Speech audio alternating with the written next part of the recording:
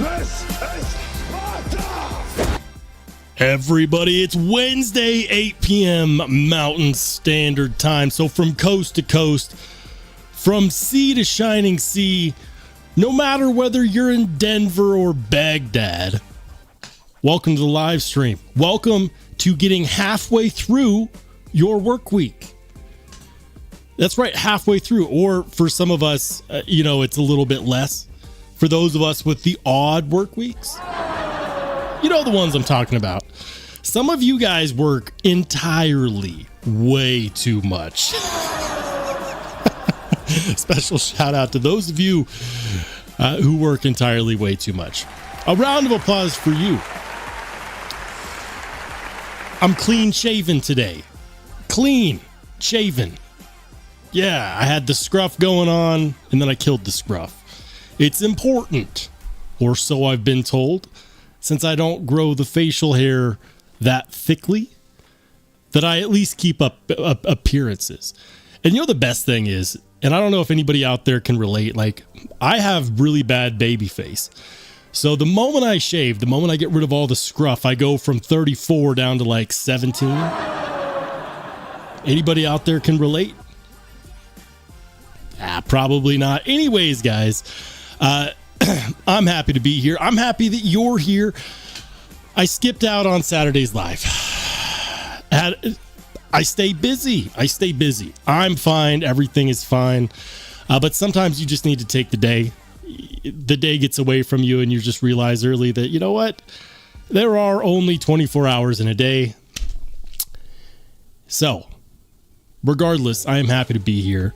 And I'm going to go ahead and start saying hi to some good folks in the chat because people are already starting to pile in. Guys, as you come in, if you could, Spartan, kick the like button. This is Sparta!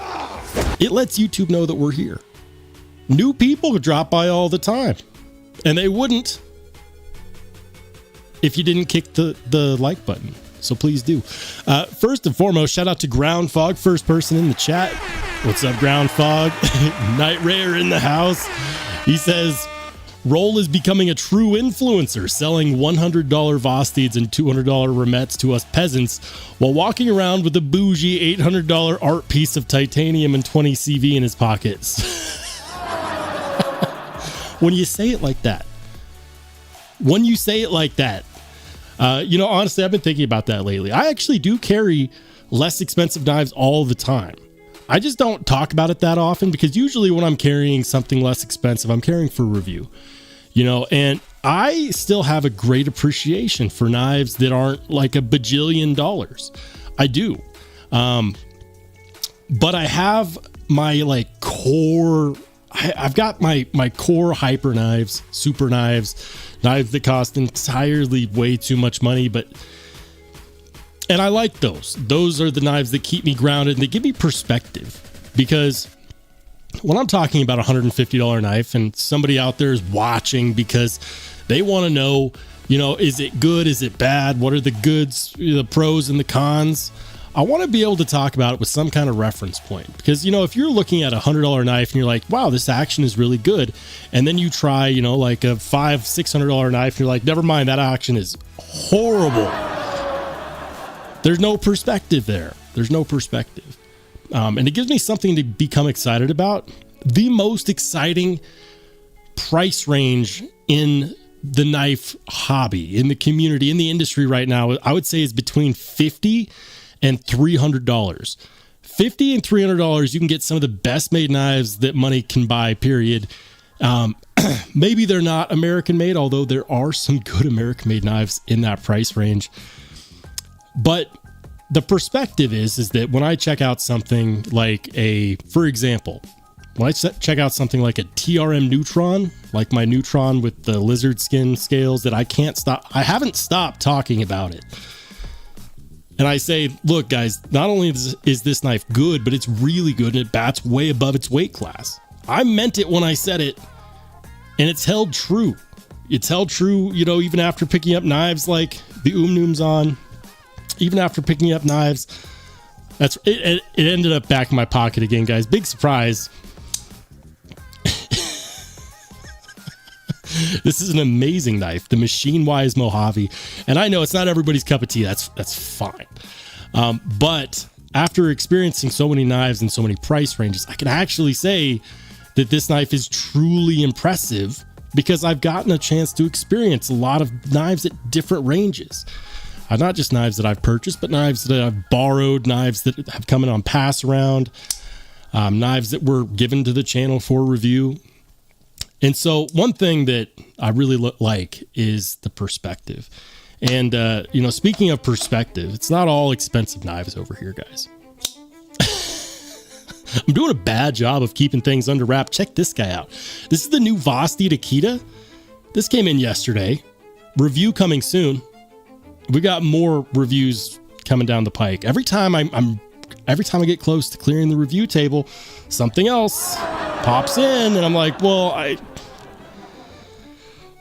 yeah. That's how it goes. I am working on a Steel Snobs episode, and I've been working on it now for a couple months. I just need to bite the bullet and just shove reviews to the side and be like, get over there, so that I can work on some Steel Snob stuff. But I carry everything in every price range, including budget knives under $100. Love me a good budget knife. Anyways, sorry for the tangent. There is always at least one out there. Shout out to Bluetooth Blades. Thanks for being a channel member. And Night Rare, thank you for being a channel member as well. Shout out to Marco. Shout out to Gas Station Knives. Thank you for being a channel member. He says, but think of all the money you'll save by not buying budget knives. Yeah. We're not doing that in 20. I'm not gonna lie to you guys. I still buy budget knives. Shout out to Top Dog. Top Dog. It feels like it's been a hot minute, brother.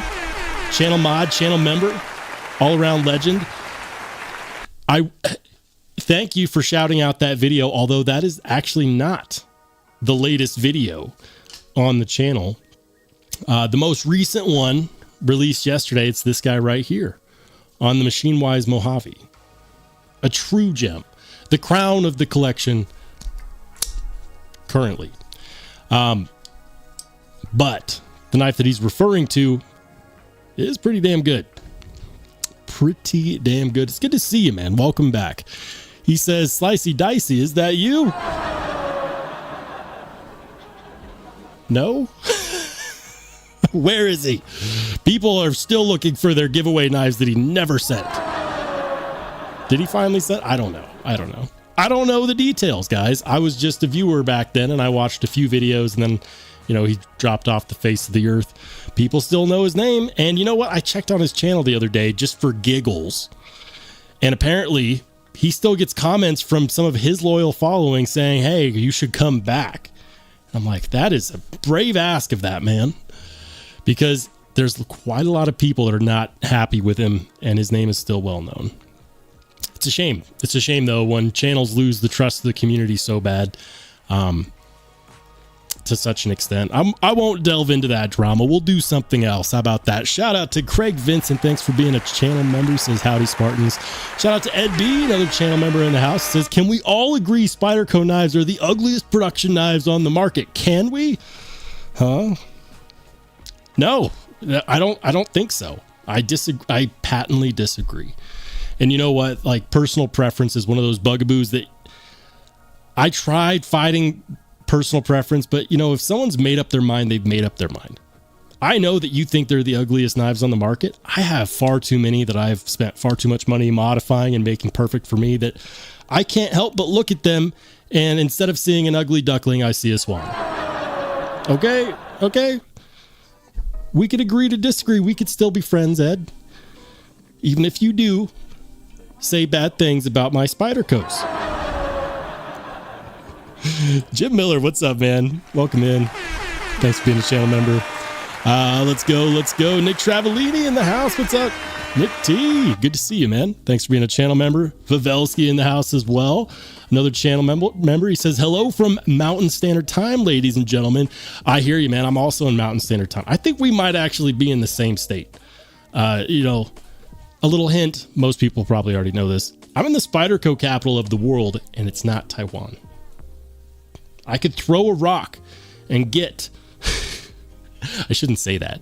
That would sound like a threat. I could throw a rock down the street and probably walk to it and find, you know, the Spyderco headquarters. I'll put it to you like that. Have I ever actually been in? No. Isn't that the oddest thing? I live in the Spyderco neighborhood, literally, and I've never actually toured the headquarters. And now I'm moving in a few months. That's on my bucket list before I move. I need to go tour Spyderco before I leave. Maybe I should do an episode where I'm doing that. Would they let me film? You think Spyderco would let me film? I don't know if they would or not. I might have to find out. I reached out to them and they left me on red, so it is what it is. Let's go. We're gonna keep going. War Room EDC, good to see you, man. Guys, War Room EDC has his own channel. Go and check it out. And if you like it, give the man a sub. If you like it. That's the important part that nobody tells you about when you make a YouTube channel. Like, your initial thought is, I'm going to tell everybody. You only want people to sub that truly enjoy the content, because otherwise they sub and then they never watch it, and then YouTube takes away the sub because they think those are bots. That's why I don't do channel raids anymore. I keep getting questions about that. Rollshambo, why don't you raid smaller channels anymore? What are you, too big? Too big? No. I still don't consider the channel big. Although we did recently cross the 11,000 subscriber threshold. What? And it happened kind of quietly. I didn't make a big deal about it. The next big milestone, in my opinion, is 15,000. You know, we're going to bump it up to 5,000 increments. And then after that, 20,000. The goal for the channel is to get to 20,000 real subscribers. People that subscribe because they actually want to watch the content, and not just because they're wondering why this child is handling all of these sharp objects. It's the baby face. I know. Anyways, Rich Kastner, good to see you, man. Welcome in. Let's go. I'm falling behind in the chat. We need to go through these quickly. Gas Station Knife says, I'm a stream slut. I'm for the streets. What does that even mean? Oh, man. Hey, shout out to Laid Off Pete. Thanks for being a channel member. Let's go Big Jim, another channel member in the house. Jeff Hamilton, another channel member in the house. Good to see you, man. Let's go Ohio Lefty Knife Guy. What's up, man? I don't know if I said hi already or not, but thanks for being a channel member. Let's go Stonewall. Good to see you. David V in the house. Thanks for being a channel member. Another stalwart supporter. Neil McKenzie. Good to see you, man. Jeff Hamilton says, anybody know what's on the menu for tonight? Chaos and Anarchy. We voted on it in a live stream. I said, hey guys, you know what? Should we elect, a moderator for the Discord to, direct the flow of traffic? And everyone said no.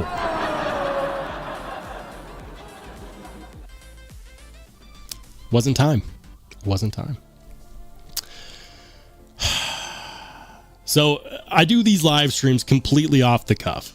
I'll put a title to the video as kind of a way to get the conversation going, maybe something to lead off the live with.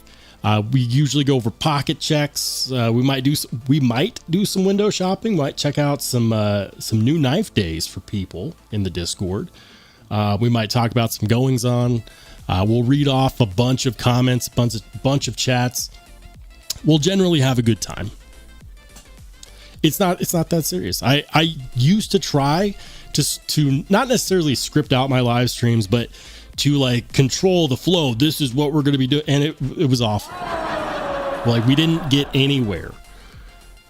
So instead, I just decided to, use these live streams as an opportunity to connect with people. And I think I do an all right job of that. Hey, shout out to Paul Mills. Good to see you, man. Thanks for being a channel member. All right, let's go. Roman M in the house. What's up? What's up, Cicero? All right. We're trying to catch up, guys. I promise.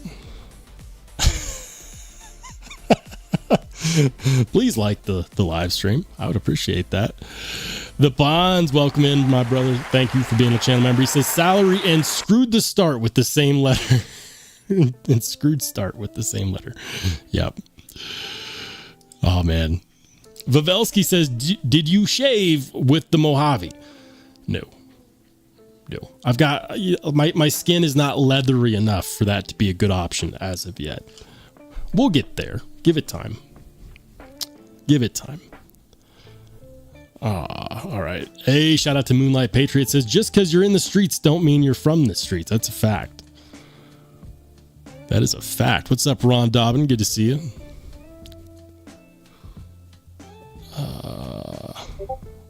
Welcome into None for Now. I'm trying to get through all these shout outs. You guys are making it tough. What's up, Rainy? Thanks for being a channel member. Good to see you. Says, every Spyderco I've owned got modded. A lanyard, titanium bead, and clip bare minimum. I'm trying to think. Have I ever owned a Spyderco that I didn't end up modifying? No, I'm in the same boat. We're in the same rabbit hole. Top Dog says, off the cuff, really? Seems so structured. I can hear the sarcasm dripping off of your text message. See Kobe, good to see you. Thanks for being a channel member. Says, Rollshambo, you must tour the Spyderco factory. I want to see it. Let's vote on it. Eric Glesser's like, you've said some things about S30V. You will never leave.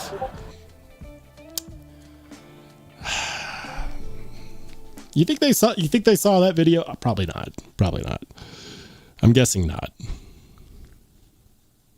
Cicero says 4 knives on the way, including a pony stout, and this guy lost his damn mailbox key. Oh, yeah, that's why we have pry bars. You know, like Lynch Northwest makes one called the All Access Pass, and now we know why. Who needs a key? Just if people look, be like, nope, this is my mailbox. I don't know what this is. That's yeah. We're moving on from that. The mailman, just tap the mailman on the shoulder, like, be like, hey, I lost my mail key. They should be able to help you out. I think they might have to rekey the mailbox though. Maybe. All right. The chat has jumped. And I've missed out a ton of... Wow, what happened? I missed out on a ton of stuff.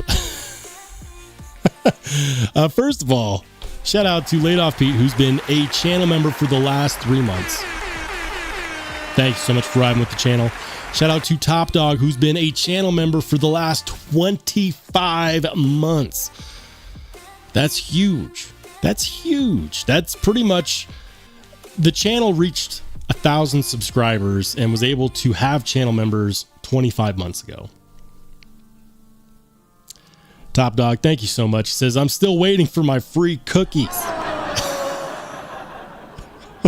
think you've actually won at least 2 giveaways that I've done. I'm not the best baker in the world, you know, so I might have to send some your way. I might have to send, like, I don't know, Oreos. Do you like the soft peanut butter cookies? What's your favorite cookie, Top Dog? We might be able to fix this.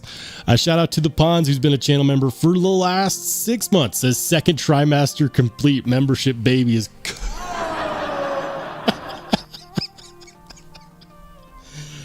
Just remember, no drinking, no smoking, no running fast with sharp objects in your. You know what? It'll be fine. It'll be fine. Hey, shout out to Cicero for becoming a new channel member. Another Spartan added to the ranks. Thank you so much, man. Welcome in. And if you would like to join the channel members only Discord, which we'll be showing off here in a minute, you can do so by going to my YouTube channel on YouTube, clicking on the posts section, and just scroll down a little bit. You'll find an invite link. You are welcome to join the members only Discord. Once you're in, you're in. So if you decide, you know, a month, 2 month, whatever, that, you know, you can't do the channel membership anymore, you can still stay in the Discord. Once you're in, you're in. A shout out to Blue Minotti Ninja. What's up, dude? Another channel mod in the house. He says, Ayo, 15 months, break out the cookies, as long as they're not oatmeal raisin. Blue, thank you so much, man. And the other Blue, we got Bluetooth Blades, who's been a channel member for the last 10 months.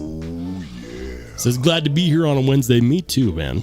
And shout out to Ohio Lefty Knife Guy, says, still here in the shadows. Lurking?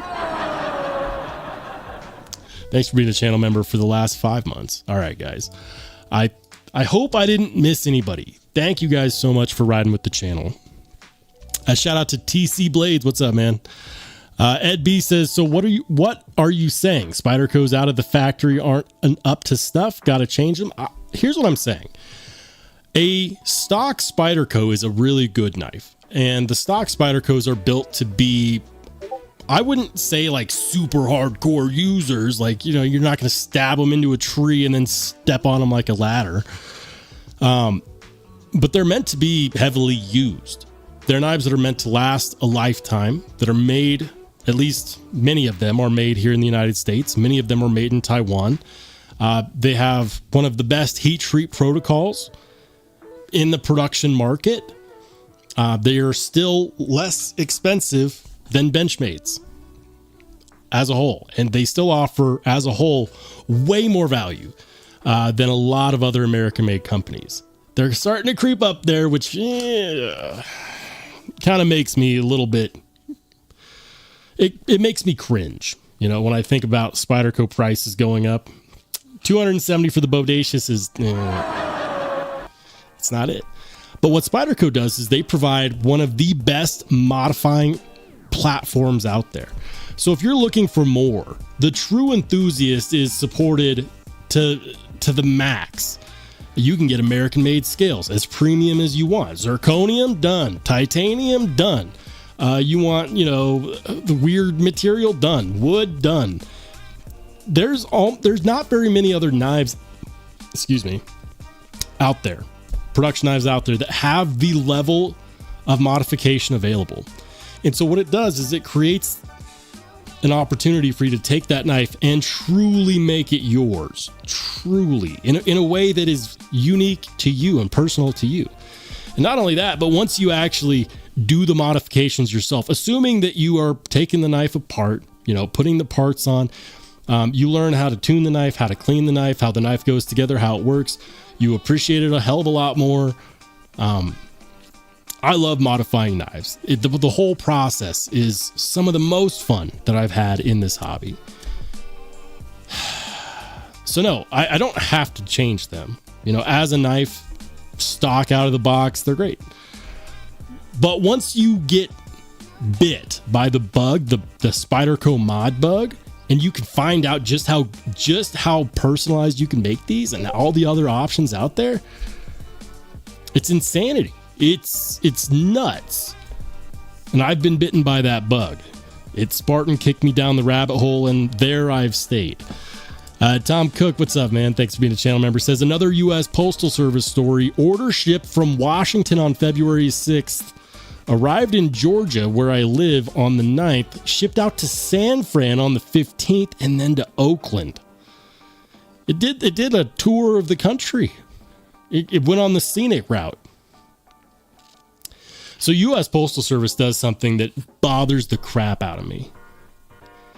If you order a knife and they ship it via the budget version of the shipping, which is, what's it called? It's the lowest priced option for shipping. It's right below priority mail. It's not first class. It's the one below that. If your knife gets in and it's going to be coming in on, say, like Friday, and it comes in sooner, like, so if it's coming in at the end of the week, going into the weekend, priority mail will deliver on a Friday. It'll deliver on a Saturday. But if you get a package in and it's not via first class or priority, it's like the budget version, Ground Advantage, that's what it's called, they will kick it back to circulation. They will kick it back to circulation. I've had this happen several times where packages arrived, and instead of just sitting there, right? Because they're like, well, we could deliver it the next day on Saturday, But, it's ground advantage, so we don't have to. We say, this could take up to 20 days. They'll kick it back into circulation. Why? Why not? Well, what they're doing is they're trying to create a scenario where people actually pay more for priority shipping, right? And so what happens is it gets to your town. Oh no, it's the weekend. And then they ship it out. And a lot of times, it goes to another town. Sometimes it goes to another state. Sometimes it goes to several different states.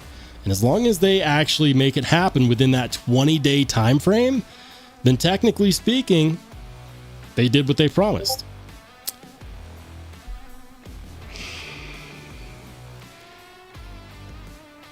So yeah, if you're tired of seeing stuff like that happen, my recommendation is just pay a few bucks more. Even if it's not the free shipping, just pay a few bucks more, get it priority, because every day that package is en route somewhere else that's not to you is another day that it could fall off the truck. It's another day that postal service worker could decide, you know what, today's a good day for an EDC knife. So I would suggest when you're ordering something more expensive, I'm not saying get next day airmail. I'm saying invest a few bucks in priority shipping so that it doesn't get to your town and then take a tour of the world. I've learned this the hard way. I've tracked these things. I've noticed these things. I've talked to postal workers and I've confirmed this. If your package gets in Friday evening, it is not going to be delivered Saturday unless you paid for at least priority shipping. Because if you didn't, they would rather kick it back into circulation on another truck going somewhere else and then ship it back so that it can arrive on a weekday. It irks me. Like, they could just freaking deliver. Or you know what? If you're not going to do that, just leave it in the post office. Postal service, if you're not going to deliver it, fine. Let it sit there till Monday. At least we know where it is. But instead, they'd rather just circulate it. Gets me. What's up, Mad Yako? Good to see you. Thanks for being a channel member. Welcome into Tori Casey. Said, had one Spidey I hadn't modded, the Sage 5. Until this week, ordered scales and hardware and clip. Nice, man. Congratulations. Did I already say hi to Moonlit Patriot? I think so. Ron Dobbin says, hope you are all having a great night. I'm having a pretty good night. Yeah. Hold on. The chat's about to jump and we're just going to roll with it this time. Neil Johnson says, I find some Spyderco knives have slightly bent liners, which doesn't help the blade center. I haven't really had a blade centering issue with Spydercos. Not really. As far as the bent liners, the thing that I've run across is not that they're bent from the factory, but that they're so hard pressed into the scales. These liners are inset into the scales that when you go to pop them out, they bend in order to pop out. And that's when you end up with a bent liner. I don't think that they're bent naturally from the factory. I have a sneaking suspicion that it's how they press fit them into the G10 scales. So what you can do, and I highly recommend this, is especially on G10 versions, get some WD-40, get some Rem oil, spray can lubricant, right? G10 is porous. And so what you can do, and what's worked for me to help kind of loosen up the press fit liners that are stuck in the scales, is to spray down the hand. Like for example, if you're going to take the knife fully apart, if you plan on taking out the liners because you're doing a scale swap or some other reason, if you're taking out the liners, drench that sucker 4 or 5 hours in advance in WD-40 or Rem oil. What that'll do is that'll loosen, and it'll provide a situation where those liners will pop out a lot more easily. Because if you spray down the G10 scales, it'll penetrate all the way down to the liners. Everything becomes nice and lubricated, and then they just pop out much more smoothly. I have seen perfectly good liners bend getting popped out of the G10 scales on multiple Spydercos. Just throwing that out there. Cicero says, wait till Doge gets into the postal service. That crap won't fly. I mean, the post office is kind of a weird place because it's a business, but it's also a government entity, but it's a business. So they've been operating at a loss for years. But, I mean, what are we supposed to do? We can't just let the post office fail. We have to have a mail system. I mean, don't we? Don't we? Food for thought. John, what's up, man? Thanks for being a channel member. Good to see you. Welcome into Stephen M. Welcome into Addicted to Blades. And Paul Bessemer. All right, guys. Bob Rutledge, good to see you, man. He says, mine went in the wrong direction from distributor by several states. I've had that happen. Stephen M says, just got a recurve P87 from Kalia Cummings today. I don't think I've ever seen that knife. Kalia Cummings recurve P87. All right, hold up. I'm gonna try to find this knife. Recurve P87 knife. Kayla Cummings. Why did I read that as Kalia? It's been a long day. Here we go. Here we go. So this one is the reverse Tonto. P87 reverse Tonto. That actually looks pretty good. I like that blade shape. Now, reverse Tonto is not a real blade shape. It's not a real blade shape. That was a made up name for this style of blade, which is probably better known as a modified sheepsfoot by Cold Steel as part of a marketing gimmick. And it was very successful to the point where companies frequently use it. Does that mean that it is officially a blade shape because it's accepted by the community? Maybe. It's a good looking knife. Nitro V, 2.9 inch blade, G10 handle, thumb stud, flipper. Okay, looks pretty solid. They got a Damascus version, micarta. Solid, man. Congrats on the pickup. Tori Casey says White Mountain Knives has a really cool micarta psyop for 140-ish with discount in LMAX. Looking pretty cool. Is that the mini psyop? Neil Johnson says, thanks, Roll. I'll remember that for next time. A few extra bucks just to get it to priority will make a difference in the reliability of your U.S. Postal Service experience. At least if you're like me and you can't help but check the tracking every other day. Jim says, my Tenacious had a bent liner and a single washer. OCD for EDC straightened them and put a second washer in. It has great action now. Interesting. Very interesting. A shout out to Ian Coates, who is determined to get this channel demonetized. I'm just kidding. Ian believes that I'm not willing to say the things that he types, and this is a dangerous thing to say, but I'll do it anyways. He says, I have a knife on the way from Dick Cummings. Where's it coming from? Oh, Richard. It's coming from Richard. What's up, Ian? Good to see you, brother. Welcome in. And thank you for being a channel mod and a channel member. Moonlight Patriot says, Todd Carr, I restore knives and a cut wants his great grandpa's done, and it seems like that should exist, but I can't find it. Okay. That's a side conversation I have not kept up with. All right. Kevin C says, so true, COVID killed my patience. I want it now. Priority mail. It'll save you a lot of heartache. I promise you. All right, guys. Stonewall says Geoknife. Geoknife is one that I have familiarized myself with recently. So, Geoknife. And it's a very, very interesting company. I'm going to show you here. So this is Geoknife. Check this out. So you might be looking at this going, oh yeah, aluminum, whatever, sculpted aluminum. Okay. No, that's titanium. And they have a DLC option. They've got different blade shapes. Looks like they're all reversible pocket clips, thumb studs, axis style lock, 3-inch blades. Like, check this out. This is actually pretty sweet. I was looking at these the other day, and I might have to get one on the channel. So if you see one on the channel, don't be all that shocked. So they've got sculpted and milled titanium, M390. They're claiming, keep in mind, the vast majority of people don't have Rockwell hardness testers, but they're claiming 60 to 62 Rockwell on that M390. That they're doing a vacuum and cryogenic heat treat. This is what makes me believe that they might actually be doing it. And I'll scroll up here so you guys can see that.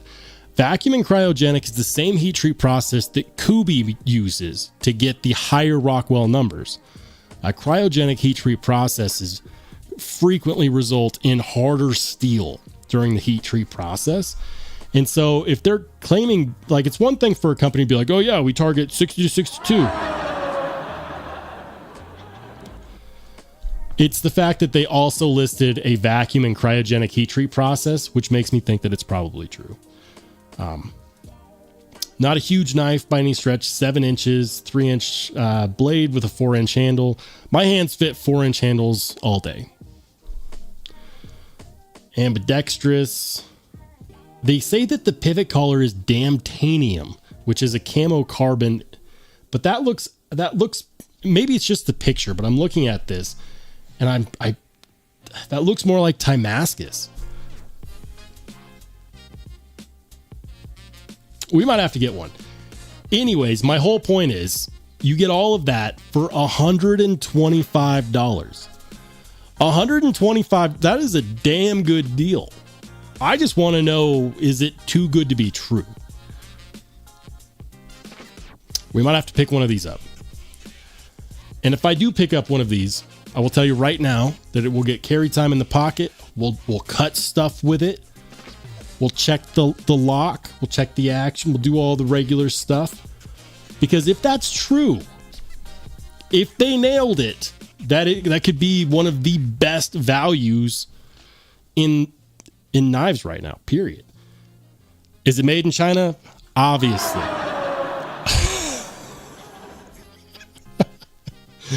Oh, man. But that's cool. So what? Anyways, when Stonewall mentioned Geo Knife, I was looking at these recently, and I think we're going to have to try to get one on the channel. Because the people need to know, is this the real deal? Or is it not? I don't know where I was going with that. All right. Hey, shout out to David V for the $5 super. He says Pocket Check has some fire in it lately. It does. It does. And shout out to TC Blades, who's been a Spartan for 4 months. Says send him chocolate chip raisin. I mean, I have raisins that I could bake. I mean, I don't know if he wants these rusty raisins. Top Dog, you want these have only been on my desk since November. They're more of a stage prop now. And thank you to TC Blades for the $2 super. He says, Shambo, you kicked me down the rabbit hole. This is Sparta! Get in there. I don't kick anyone down the rabbit hole because I'm already there. It's more like, you know, a scene from The Grudge. You know, this hand just pops out of a mirror and just drags you in. That's me trying to get people to, you know, share a hobby with me. Just you know, the water's nice. It's expensive, but it's nice. I promise. Don't tell your wives where I live. I don't need anybody seeking vengeance. Okay? Jeremy Nidro, good to see you, man. He says, I have to work in the morning, but I wanted to say hello. Hey, thanks for dropping by regardless, man. We'll catch you on the flip side. Ian says, I feel Geo Knives are rebadged Vosteeds. I don't know if I'd say that. I don't think I've ever seen Vosteed release a knife like that for that price. If that was a Vosteed, easily that would be somewhere in the realm of like minimum $200. You know, for example, the LMAX Psyop with the titanium handle scales, milled titanium handle scales, was what, a $250 knife? Vosteed's not releasing anything like that at that price. It's the price tag and the fact that if they truly did do That doesn't make a lot of sense. It didn't sound good. If they truly did 60 to 62 Rockwell with a vacuum and cryo treat, you'll be able to tell. Especially if you go to sharpen it. And that's impressive. The Amtanium camo carbon inlays is what I'm hung up on, because that looks like Timascus to me. Is it just me? If that is remotely okay, like if the quality of the build is good, that is one of the best values that I've seen recently. Ian says, Roll thinks raisins can rust. Yeah, they're made out of, like D2. Gas Station Knife says, if you were starving on an island, raisins would taste amazing. But I think that's the only way. No, they wouldn't. If I'm starving on an island, there's no way I'm letting my grapes grow that old. False, sir. That is false. My grapes will not grow that old on an island. They will be eaten while they're still a delicious fruit. Moonlight Patriot says, raisins don't go bad. They're already old. I have been saying that. Raisins can't go bad. But these are definitely... Oh, man. I watched a video the other day. I'm trying to remember what it was called. It was popped in the members only Discord. I want to say it was like something like Angry Engineer or something. It was about the Raisin Cartel. If you're bored, write this down, guys. Search on YouTube for Raisin Cartel and watch that video. It is extremely interesting. It's extremely interesting. A channel member popped it in the members only Discord, and I loved watching it. It was great. It's my style of video too. Welcome into SPKHY. Says, anyone have any thoughts on McNeese Mac 2 3.5? I recently reviewed the 3-inch that was loaned to me by a buddy. Shout out to Knife Dope. And it was a great knife. Immediate thought in my head was the 3-inch is too small. 3.5 would definitely be the way to go. I loved it. I felt like for the money, it's pretty damn good. You know what? Let's look at some Mac 2s. The McNeese. Mac 2 3.5. I want to say that these have become more readily available almost everywhere. Let's see. American Edge Knives. This is a pretty good website for that. What do they got? Okay. That's kind of cool.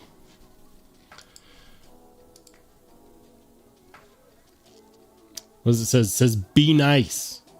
Someone should send that to Ian Coates. The Gen 2 Atomic, be nice. Green and bronze titanium handle. I know that some of these he does. I know some of these Jonathan McNeese does with a flat grind. Some he does with a hollow grind. This one is a flat grind. I'm glad that they actually mentioned that too.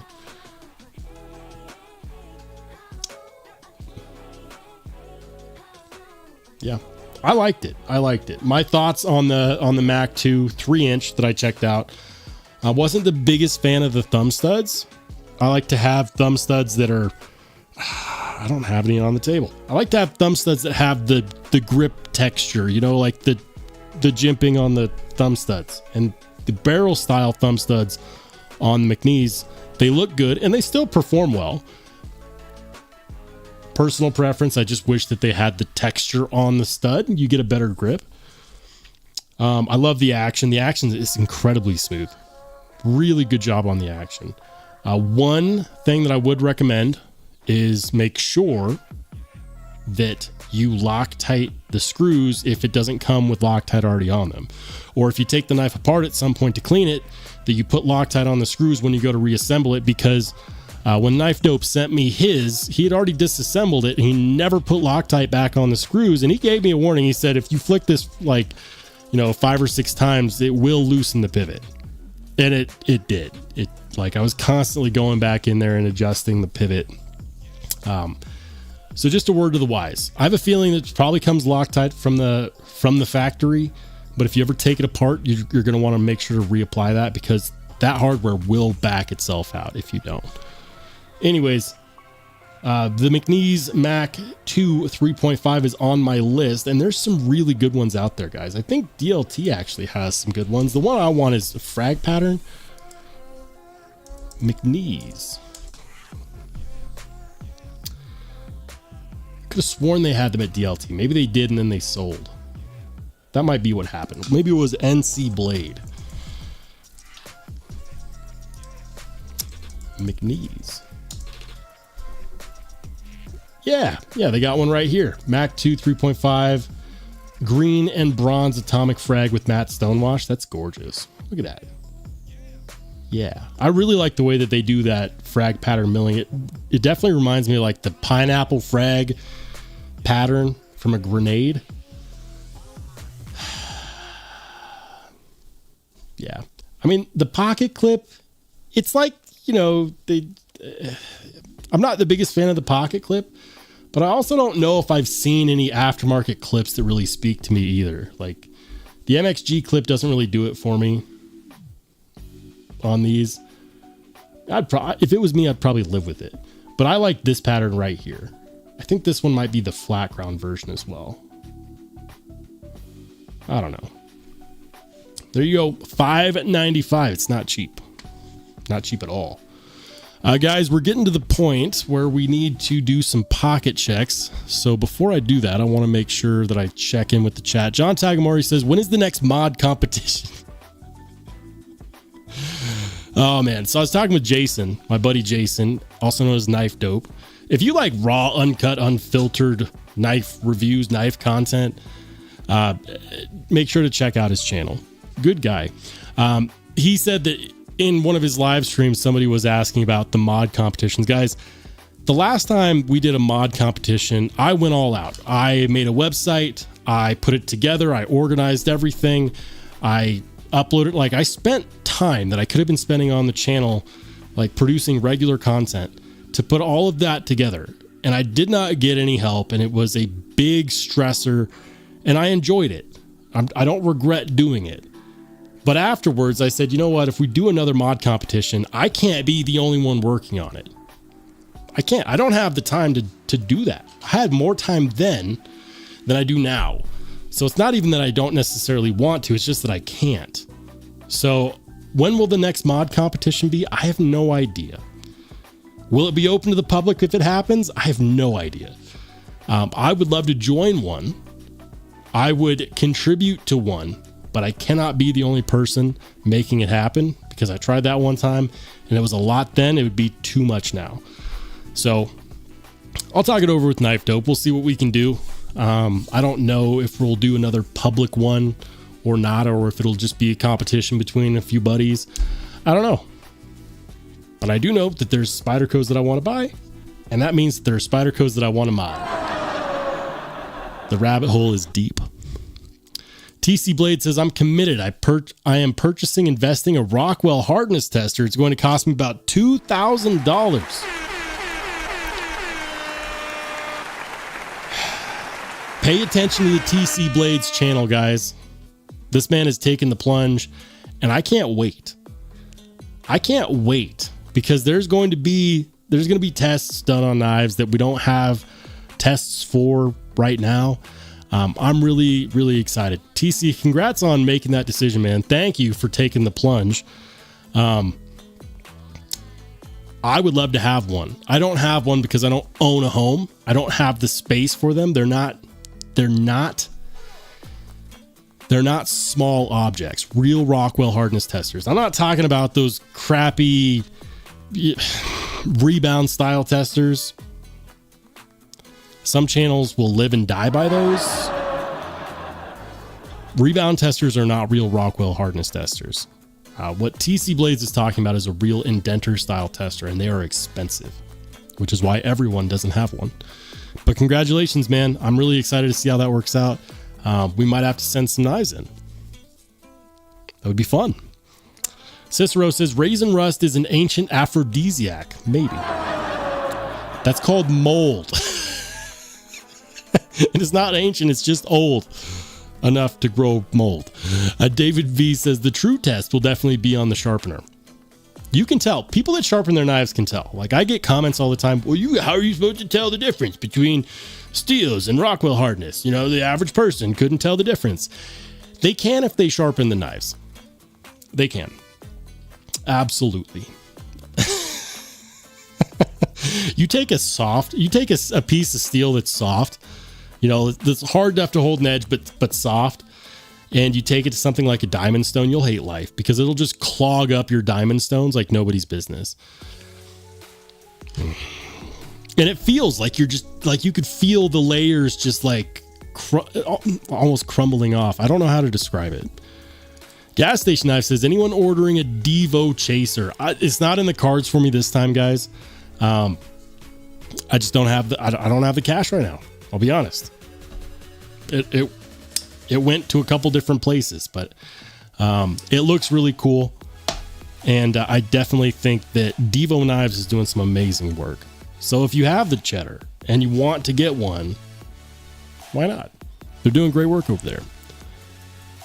SC Rick, good to see you, man. He says, evening rolls, late but watching. What's up, chat?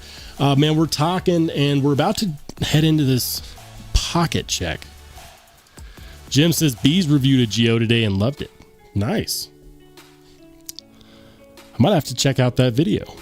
Neil says, the Tenacious has centering problems that none of my Efingros, Sativian, or Gonzo knives ever had. Yes, I bought those knives to learn to mod. Interesting.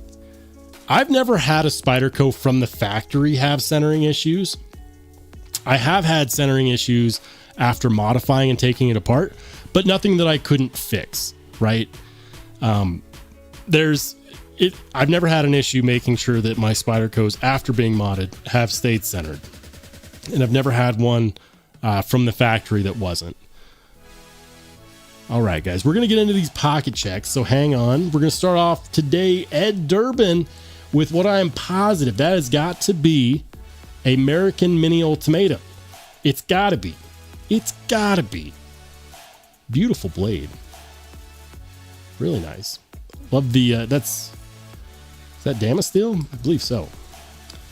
This is what I carried today for half the day. I carried this guy. This is the Strider AR 0.75 or 0.75 AR. Love this knife. This knife is a couple years old, and it's taken a couple years to break in the action, but man, it's good. It's a bruiser. I love it. Carried that for half the day and then promptly went back to carrying this. This knife has been hard to put down. So those are the two knives that I carried today. The Mojave is so good. People don't understand just how good it is. Moving on, David V had the Kubi Titius. That's the titanium version, looking good. Very nice. Pavelski's got the Bramet Wild Species. The Wild Species. Say it like Sean Connery, like you mean it. That's pretty cool. You know, Ramet does some really amazing work with their lightning type ano. I don't know what it is, but they do a really good job on it. Jeremy Nidro, he's got a couple knives. Is that a Spyderco Tenacious? I think so. Which Kubi is that? Kubi has so many knives, sometimes it's hard for me to keep them all straight. It's the Nova. It's the Nova. Right on. Here we go. The Pons with the Hogue Deca. I like it. And of course, the Olight Warrior Mini 3. Matt D, he's got a couple good knives. Is that a Pena Raptor? The Knoll Knives Raikou. Wait. Knoll Raikou, Pena Apache. The Apache and the Raptor look very similar. The Apache Slip. Oh, okay. That's pretty cool. And the Lamy Safari. Nice photo, man. How do you get... quick question, Matt, if you're watching. How do you get your Hank to stay perfectly flat like that? Like, do you have a board underneath, like a piece of cardboard? Because the science is that Hank should be drooping where it leaves the edge of your hand. Right? Is it just me? What is the voodoo? What is the voodoo? Lefty knife guy, he's got the Chris Reeve Umnums on. That's always a solid carry and another pocket dominator for sure. I gotta say though, I mean, it's gotta be the drop point. The drop point with the double poon. That's definitely the way to go. I just realized I got it says soak those raisins in rum. Boom, drunk grapes. That might be something that's acceptable. I might be willing to do that. Anyways, Kevin Smith, he's got a Kaiser holder that looks rather familiar. I think that's the one that I sold him. And then of course a Vero, that's a Vero Axon, or is that a Synops? All the Vero knives look the same to me. I think that's a, is that a Synops? Synapse? I don't know. Probably saying it wrong. All right. The circular square says he made his own inlays. That is crazy. That is nuts. Made my own copper inlays. I'm not the only one that's fallen down the rabbit hole for modification. And then he's got this guy too. The manual button lock Pariah with his own inlays. That looks pretty good. Talk about a true custom. Let's see. Rainey's got a couple 15V Spydercos. Got the 15V Para 3 lightweight and the 15V paramilitary 2. Yeah. I like that. Those who know carry Spyderco. Is that a shirt? I need that shirt. Let's go, Ed. Oh, look at that. Ed's got the new Remet Kestrel with the green carbon fiber inlays. Beautiful hollow ground satin finish. Sculpted and milled handle scales. That knife right there, guys, is $249, $250. I would call that a tactical sheep's foot because it's, it's kind of like it's meant, the sheep's foot style blade is perfect for utility, but it's rarely a blade shape that's good for like piercing action. But the way Remet did that is they actually drove that point forward enough where that's actually a very stabby point. So they created a blade shape there that does it all. It's extremely utilitarian. It's also got good piercing action. It's got a hollow grind. So good. So good. I did a video on it. Check it out. All right. Ed Durbin with the, man, that's a monstrosity of a cleaver. Damn, Ed. What is that? I don't even know what that is. What is that? Ed. I don't know what that is. You're going to have to help me out, man. It seems really cool, though. I bet you that's super slicey. Tom Cook, he's got the rock scale design. Very nice. Very nice. He's got the rock scale design scales and the CPM 15V Para 3. I like it. And then, of course, a bug out also with the rock scale scales. Very cool. All right. The standard J-Cape from Fred the Lug. Look at that. That's one of those knives that I never got but always wanted. Yeah. Always wanted. Freaking the something obscene J-Cape. Bluetooth Blade says the S8, the Spartan Harsey Folder Plague Doctor 4-inch Gen 3 Combat Troodon, Hinder XM18 Harpoon Spanso Seth 45 yen. Oh yes. Talk about a lineup. Very nice. Jim Miller's carrying the CDC Hansen Warncliffe XL, the Rosy Clinch River Swayback, and the Artisan Sea Snake.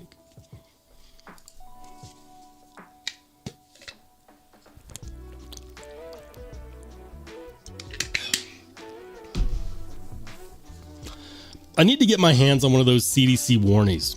Something that I was wondering is like how good is the slicing action on those? because the secondary grind is so far down towards the edge, it makes me think that it just stays thick and beefy. But I like it. I might need to find one. I have questions.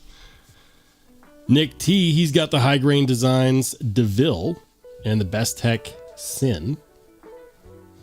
Tactile churn pen. Yeah. B Devious, he's got an Alliance design. What is that? That's not a Slim Pickens. It's the Kraken, right? Is that the Kraken? The Alliance, that's got to be a Matt Christensen design. Christensen.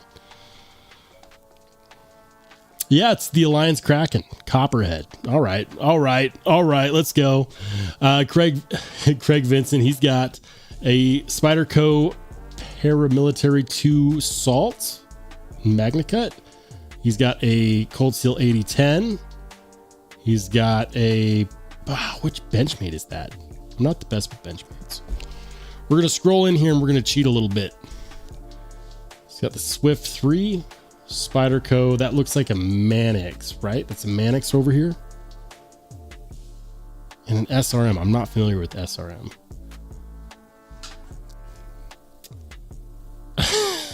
Scroll all the way in.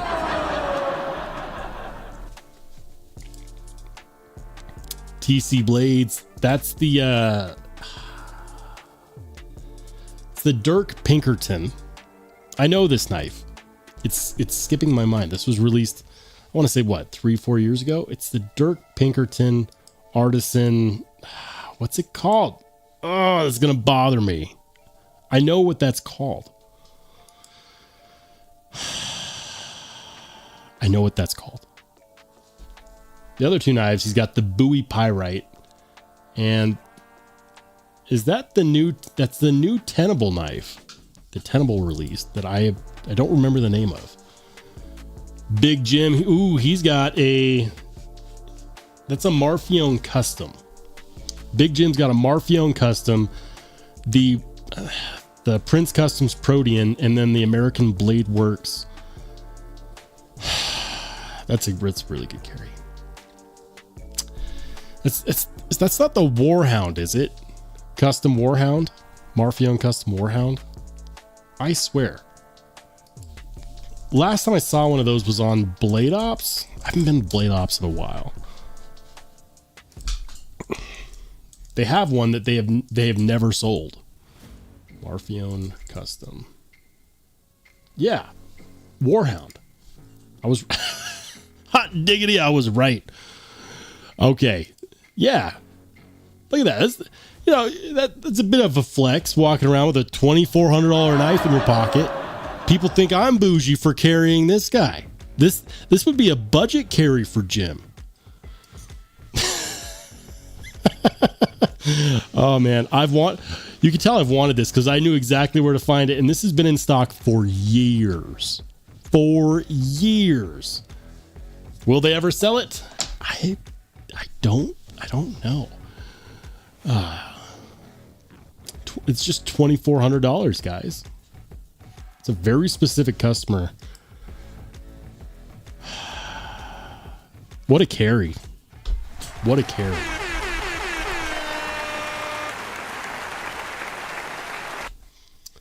Nothing like carrying around, some kid's first car in your pocket.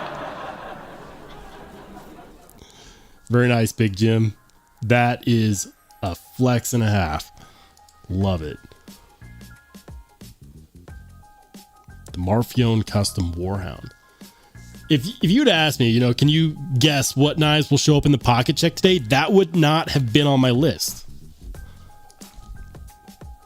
War Room EDC, he's got it's not the Sabenza, it's the Nkosi Tanto. He's got that's the Spyderco it's the Spyderco Canis, that's what that is. The Arcform Theory. What is that fixed blade? I don't know what that fixed blade is. I'm going to skip on the fixed blade.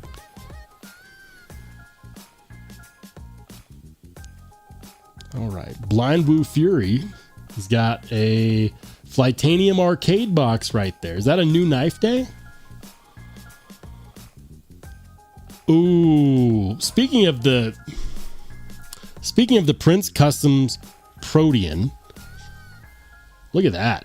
Wicked Dream Designs. I can't imagine the amount of effort that it took to fully polish that blade. That's hot. I like that. I like it a lot.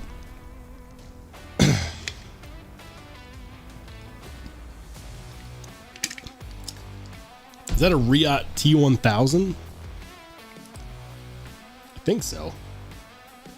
Talk about a beefy knife. Man, I kind of want one though. Laid off Pete, he's got the Arcform Saber and ABW slip joint. Very nice. Louis, he's got a bunch of Chavez. It's the Redemption 229 kickstop. And then the regular 229. Are those all 229s or are they streets? This one's got to be a 229 kickstop. Those might all be the regular 229s. The street is the smaller version. The 229 is the full size version. Love me some Chavez. Absolutely. Mad Yako flexing with the, is that I believe that's an 80-20 based on the pivot, right? Is that a full size 80-20? I think so. Rob's Nerdy Knives, he's carrying, is that an Aries EDC fixed blade? I think. Not sure on the slip joint. Lynch Northwest all access pass, I'm pretty sure. And then the Berg blades. I'm so bad at this. So bad at this. Man, you guys really rocked it out in the pocket check today. Louis is carrying what looks like, is that the Kershaw Iridium? I think so. Days with the Asher Knives fixed blade? I didn't know Asher Knives did fixed blades. All right, guys. I think we caught up.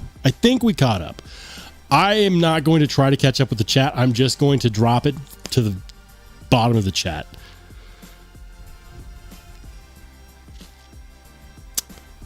GE. Oh, okay. Are we talking about the slip joint or the fixed blade? Or you're saying good evening. What's up, Rob's Nerdy Knives? Welcome in, man. Good to see you. It's the TKL Raider. Okay. Why did I think that was an Aries EDC? Why? Wicked Dream says on the table is John Tagamori's Protean and Paul Might's Kaiser. Ooh. I need to work something out with you. Or maybe I just need to ask for advice. Something that I've wanted to do for a while is try to put my own satin finish on some titanium handle scales. So I might pick your brain on the best way to do that by hand. I'm not trying to go for a mirror polish or anything, but I think that a cool satin finish, like for example, I think these scales on this Strider would be perfect for that. So don't be surprised if I try to pick your brain about that. I have a feeling you know exactly what I'm talking about and how to make it happen. But look at that. Oh, that is a good job. Do you do that by hand, Wicked Dream? Do you do that by hand? Is it a labor of love or do you put that on the machine? I'm sure it's a labor of love either way. I'm just curious. Is that done with a machine or by hand? All right, guys. Paul Mills says, I bet Rob carried something awesome today. This is what Rob carried today. It's a pretty solid carry. Look at that. I need to upgrade my pry bar. So far, like this is my pry bar, okay? I was about to say my go-to, like I have options, but I don't. Like this is my pry bar. This is the O-Pry 2, and I love it because it's a multi-tool. We've got the Torx driver right there. We've got the ratchet. We got the bottle opener. It's got a ruler. I love it, but I want to get a Lynch Northwest pry bar because I never understood how useful they were until I got this, and I use this a ton. So useful. So one of these days, maybe hopefully one of these days soon, I will upgrade the pry bar. All right, guys. Let's check to see what people got in today. We got some new knife days. All right, I'm going to scroll up. We got a lot. Damn. And I thought I had a problem.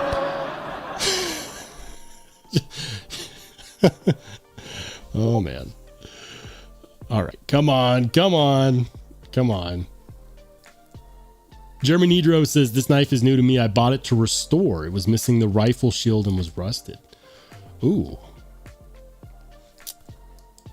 Very nice. It's a classic style knife. I dig it. Vavelsky, he also got the new Vosti Takeda. There you go, man. There you go. All right, let's keep it rolling. The Pond's got a couple of packages from Artform. They're on sale. I think the Theory is all sold out, though.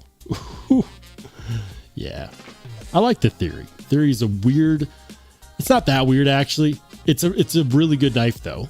Especially for what they were selling for, which I think was like, what, 125, 150 bucks? Something ridiculous like that.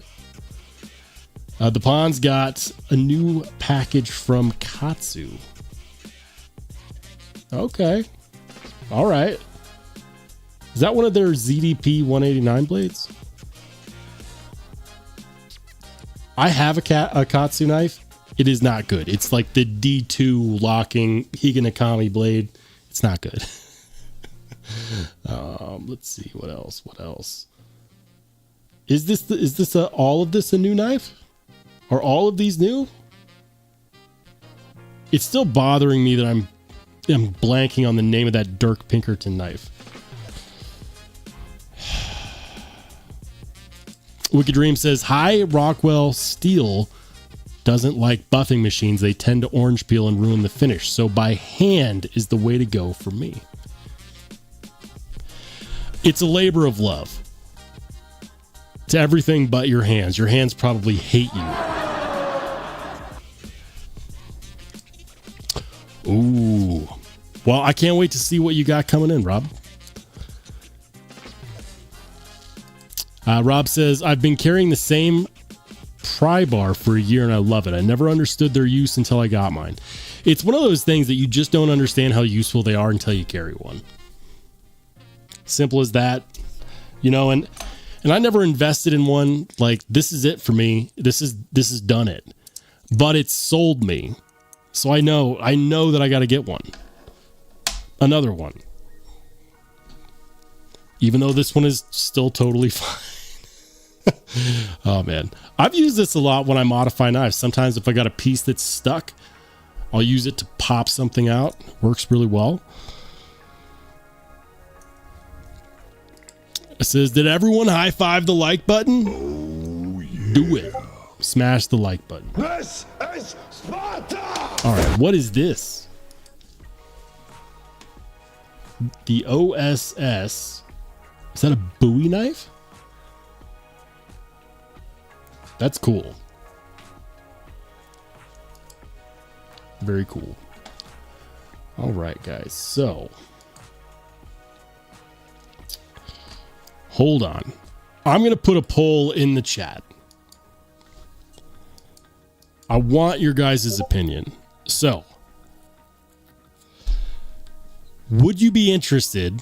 Would channel members, this is for channel members specifically, but it's a poll so anyone can vote.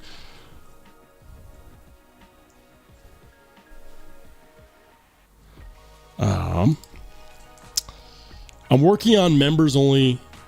I'm working on an idea for members only content, exclusive content for channel members. And shout out to Night Rare who had this idea. would anyone be interested in a director's cut version of a knife review?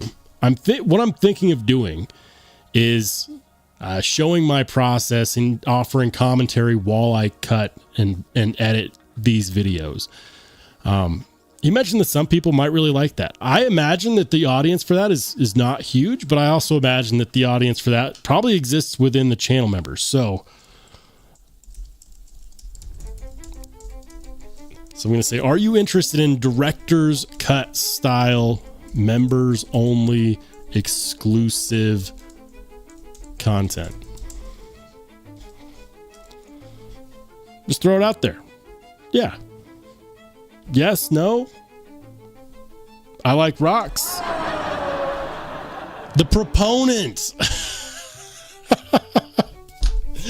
I knew that. It was on the tip of my tongue. It was right there.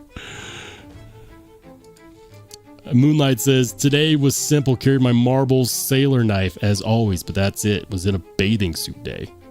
Nice. Oh man, Holt Blade Works is one of those that. So both the Morpheus and the Haptic are on my very expensive knife that I want to buy list. You know, right there next to a Koenig Arius, right next to a SPK Lamia,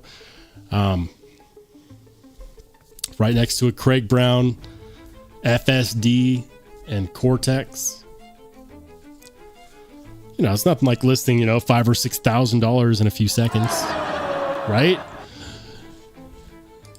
Rob's Nerdy Knife says the unedited version, members would love it. I did a video late one night with 1 hour of me snoring because I fell asleep. That hasn't happened to me yet. Although one time I thought I was done recording and I wasn't. Like, I recorded my episode and I thought I stopped the record button, but I didn't. And so I went down, ate dinner, came back up, and it was still going, and I had to cut like an hour and a half of nothing.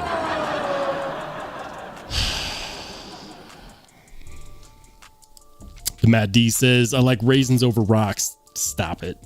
Nobody likes raisins over rocks. Nobody. Tom Cook says, it would be interesting, but it seems would be interesting for new YouTube channel hosts. It could be.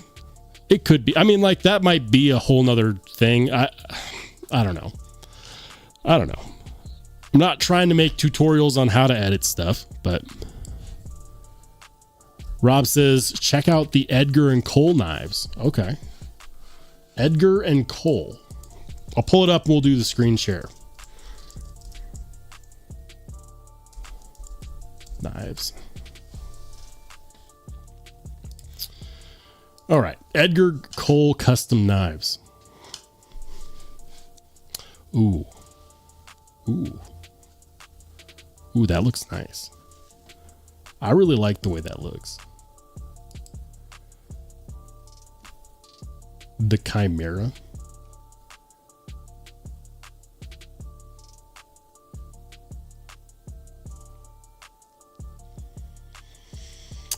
Look at those contoured scales. Contoured clip.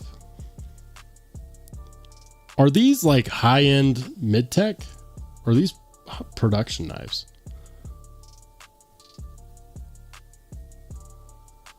The handle scales on this one are bananas. All right, I gotta zoom in so you guys can see this better. Look at that. Is that Timascus? Hand satin finish. I could tell already that I wouldn't like those thumb studs though. Those thumb studs look painful. Like they would just dig into your thumbs in a bad way. What happened? All right. Alrighty. Interesting. I'd never heard of Edgar Cole knives.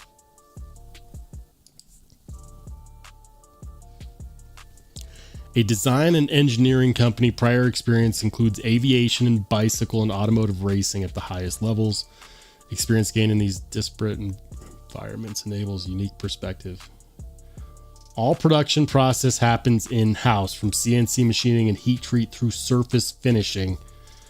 Edgar Cole allocates significant resources to research and development, which yields unique technology capability seen only in our products. Where do you buy these? That's what I want to know. Where do I buy one of these? If I wanted to, how much do they cost?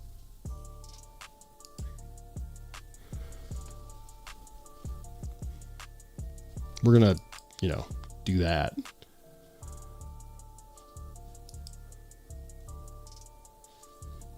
All right. The Arete. I don't know how to say that. Is that Arete? Number 11 was completed this weekend. We expect to make this available tomorrow afternoon, Monday, February 17th.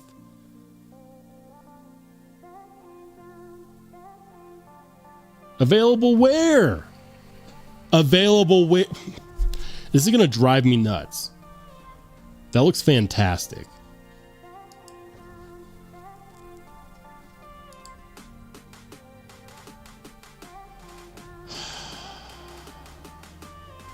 Yeah, well, I've followed them, so I'm going to learn more. We're going to learn more, guys. It looks like they're doing good work over there. That's a great shout out.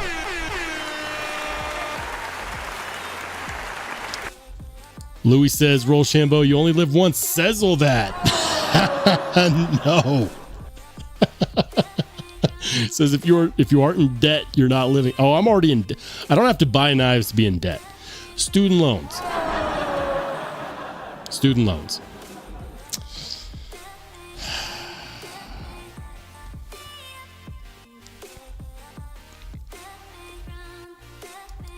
Paul Mills says he makes them completely by hand, has some pretty cool designs, I'd say.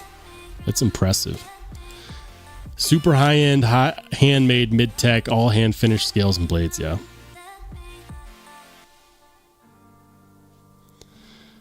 Neil Johnson says, Edgar Cole knives look expensive. If you have to ask how much, you can't afford it.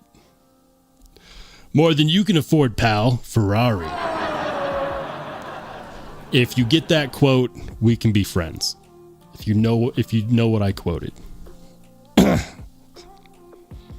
We can be friends. Rob says, Determined meets Shirogorov meets Holt Blade Works meets Brown Knives for $2,000. It's not cheap. It's less expensive than the Marfione Custom we looked at earlier. Online on Instagram, they make a knife about once a month. That's insanity.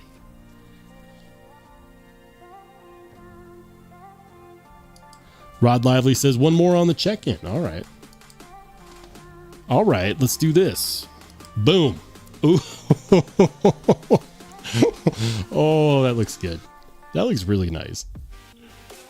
Something like this? Yes.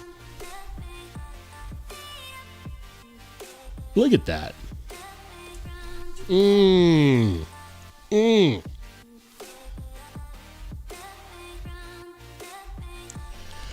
Well done. I'm just going to say that. Wicked Dream Designs, well done.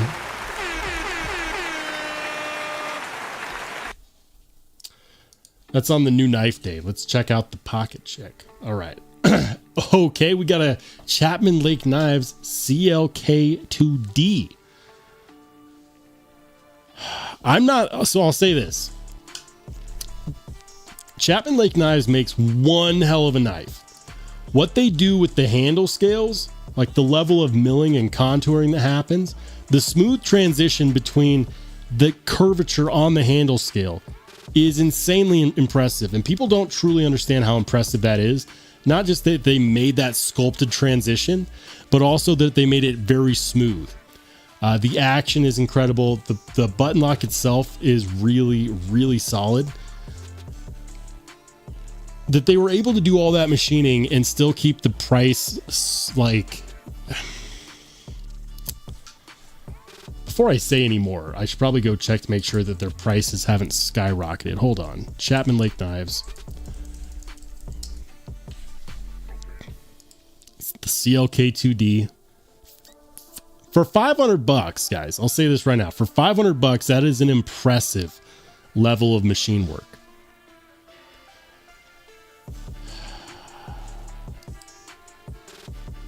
They loaned me one. They loaned me one to review, and I did not want to send it back. I had to, but I did not want to. Underrated. Chapman Lake Knives is underrated. I am not a huge plunge button lock fan. This one's on my list. I've already made content on it. I need it in my collection.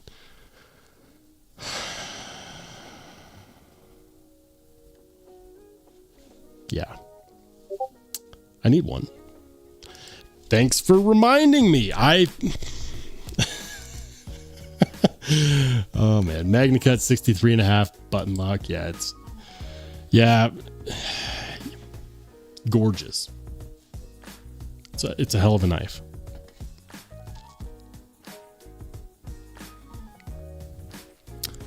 A hell of a knife.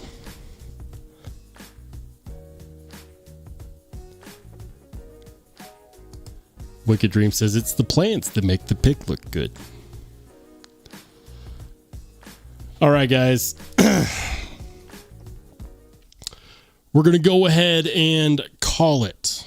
So, thank you guys, each and every one of you, for tuning in to Wednesday's live stream. The next live stream, barring anything unforeseen, should be this Saturday at 8 p.m. Mountain Standard Time. It's 8 p.m. Mountain, 10 p.m. Eastern, 9 p.m. Central, or 7 p.m. Pacific. I hope you can make it. I understand if you can't.